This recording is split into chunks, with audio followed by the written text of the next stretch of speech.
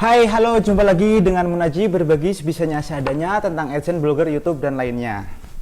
Pada video kali ini saya akan menjawab pertanyaan yang dikirimkan melalui email. Barusan saya membuka, baru membaca dari Mas Riswendi, yang intinya adalah ditolak AdSense karena alasan pandemi, dan ini daftarnya menggunakan blog, bukan menggunakan YouTube ya.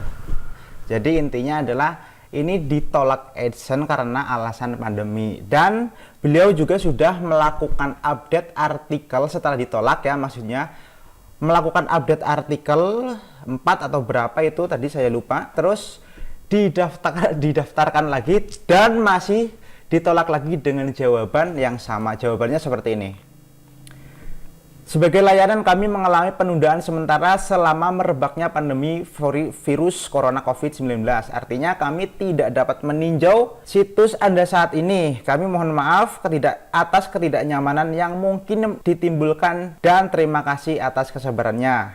Nah gitu ya. Yang ditanyakan adalah kode yang dari Google AdSense ya, untuk verifikasi, untuk tinjau itu kan ada kode yang dipasangkan di head kalau di blog ya. Nah itu apakah harus dihapus karena sebelumnya sudah ditolak, apakah harus dihapus dan mendaftar lagi, dipasang lagi kayak gitu. Dan yang kedua, pertanyaan yang selanjutnya adalah pada AdSeed ya, jadi di halaman dashboard Google AdSense itu AdSeed-nya itu apakah dihapus atau bagaimana sebaiknya. Nah, kalau pendapat saya ya, ini pendapat saya ya, ini karena berdasarkan pengalaman ya. Jadi saya ketika dulu ditolak itu saya tidak harus menghapus kode tersebut, baik itu di blog, di head-nya itu, dan juga pada halaman dashboard. Jadi saya tidak perlu AdSeed lagi. Nah, hanya memperbaiki artikel-artikel atau halaman lain pada website itu yang nanti akan didaftarkan ulang. Jadi pada AdSeed-nya itu jangan dihapus, nanti tinggal pengajuan ulang lagi kayak gitu.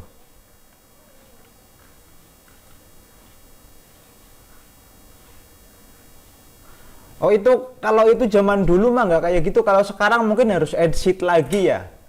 Oh ya, nah kodenya tergantung kayak gini. Kalau kode yang di head khususnya ya, nah itu kayaknya kalau kode itu tidak berganti selama websitenya tidak berganti. Yang setahu saya yang tidak dibolehkan untuk saat ini seperti ini. Jadi selama masa tinjau itu tidak boleh AdSeed itu atau sheet yang didaftarkan tersebut itu dihapus sampai selesai ada notifikasi ditolak ataupun diterima. Itu jangan dihapus dulu sampai ada kabar. Nah kalau dihapus nanti dianggap tidak mendaftar, jadi diabaikan. Nah itu kalau Google itu tidak boleh menghapusnya ketika saat tinjau pada halaman AdSeed-nya itu jangan dihapus dulu. Nah untuk kodenya juga jangan dicopot dulu ataupun kode lain, iklan-iklan lain. Nah kalau sekarang saya kurang paham ya.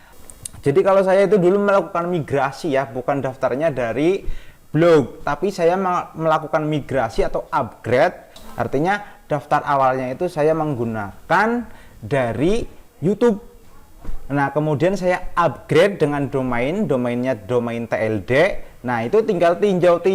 Setelah ditolak saya melakukan daftar lagi, lagi sampai berapa kali itu, kalau nggak salah 3 kalian ya ditolaknya ya, saya juga itu ya. Jadi intinya nggak perlu dihapus, untuk di headnya juga nggak apa-apa karena biasanya kode tersebut masih sama ya. Terus yang keduanya, kalau sekarang nggak tahu ya, kalau saya daftarnya memang dulu itu upgrade ya, migrasi dari host ke non host kayak gitu ya.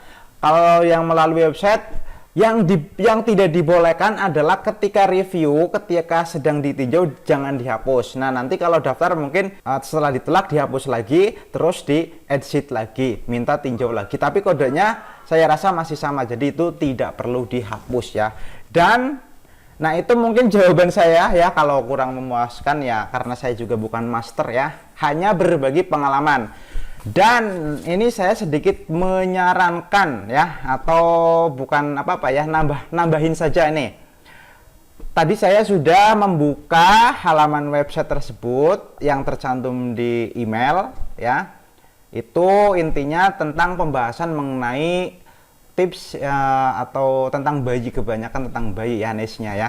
Jadi setelah saya lihat ya, ini menurut pendapat saya itu pada disclaimer dan juga privasi policy-nya itu coba diusahakan dengan bahasa sendiri saja nggak apa-apa. Kayak gitu, disclaimer, umpamanya disclaimer mengenai website ini, blog ini, disclaimernya bagaimana ya, disclaimernya bagaimana, apakah pengunjung apabila berkunjung ke sini dengan catatan apa, kayak gitu ya. Itu kan sekarang, kalau sekarang itu masih generat dari blog generat disclaimer ya, atau privasi policy. Nah itu coba pakai yang bikinan sendiri saja atau dengan bahasa sendiri, karena ini blognya menggunakan bahasa Indonesia, artikelnya, disclaimernya bahasa Inggris kalau menurut pendapat saya kurang pas kayak gitu ya. Jadi gunakan bahasa Indonesia semuanya, baik halamannya itu kayak gitu ya. Maksudnya dari disclaimer dan juga privasi policy dengan bahasa sendiri saja nggak apa-apa. Kalau blog saya sangat mudah, about tentang saya saja, blogger dari kampung yang hanya berbagi.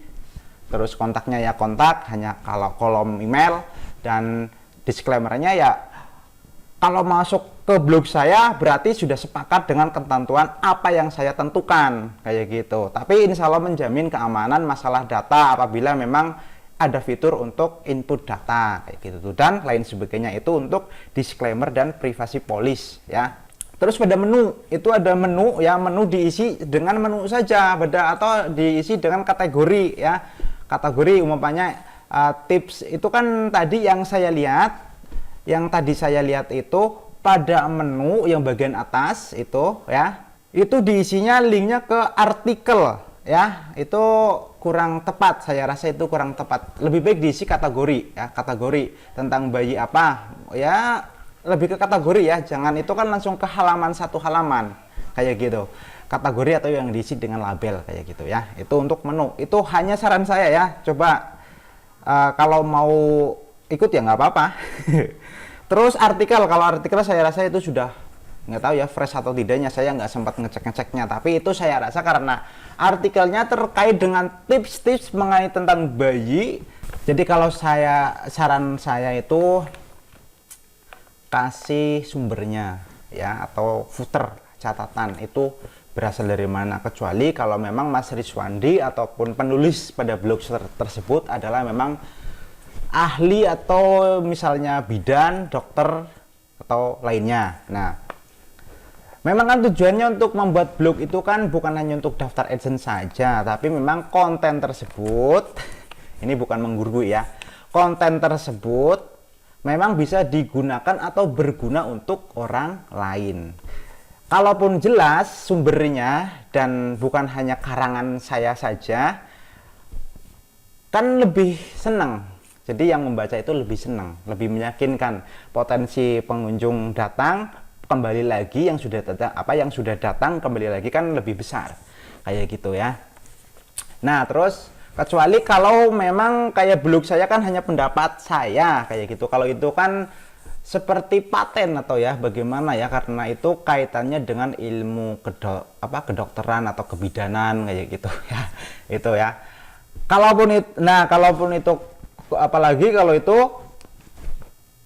artikelnya kopas tanpa edit ya, itu parah banget. Ya besar kemungkinan ditolak ya, bukan hanya alasan karena pandemi, tapi memang karena artikelnya itu plagiat ataupun duplikat dan lain sebagainya.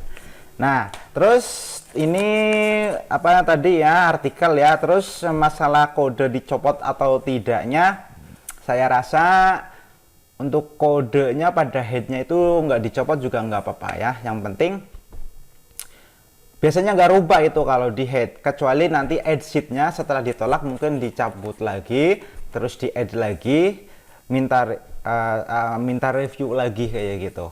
Nah, kode-kode lainnya jangan dihapus, yang ada di itu nggak apa-apa. Saya rasa karena pengalaman saya nggak pernah ditolak daftar menggunakan blog kayak daftar AdSense menggunakan blog, itu saya belum pernah ditolak kayak gitu, karena AdSense saya itu adalah hasil dari daftarnya menggunakan YouTube, saya migrasikan menjadi non-host, yaitu migrasinya ya daftarnya sama menggunakan blog TLD ya, yang .com dulu atau .net lah, lupa. Karena saya nggak pernah daftar menggunakan blog, jadi saya belum pernah ditolak ditolak AdSense daftarnya menggunakan dari blog. Terakhir ya. Nah, ini karena alasannya ditolaknya karena alasan pandemi, coba di daftarnya itu jangan setelah ditolak perbaiki sedikit langsung daftar lagi. Coba dikasih selisih waktu berapa minggu ya, ataupun bila perlu bulan. Ya, bulan sekarang ditolak, nah nanti bulan depan daftarnya lagi. Dan kalau saran saya kalau mau daftarnya itu di tanggal-tanggal muda, tanggal 1 atau sampai berapa. Biasanya gitu, itu tanggal hoki kalau menurut saya ya. Jadi dulu saya juga melakukan seperti itu, daftarnya itu tanggal muda ya. Kalau tanggal tua sembarangan lah, karena penasaran lah, ditolak, beresin blognya, perbaiki entah itu apanya, daftar lagi ya, ditolak. Kalau dulu saya seperti itu. Jadi ini mungkin saya coba dengan tanggal muda kayak gitu ya. Setelah tepat 1 bulan, tanggal muda 1 bulan lebih, tanggal muda tanggal 1, 2, 3 saya daftar. Nah, itu kabar selanjutnya diterima. Itu dulu pengalaman saya ya. Coba kalau mau pakai langkah seperti itu, ini langkah-langkah sederhana lah ya, bukan trik yang cepat atau bagaimana, tapi mencoba dari itu pengalaman saya gitu. Mau ikut ya monggo, nggak ikut ya nggak apa-apa, itu hak-hak saja. Ini hanya tambahan saja.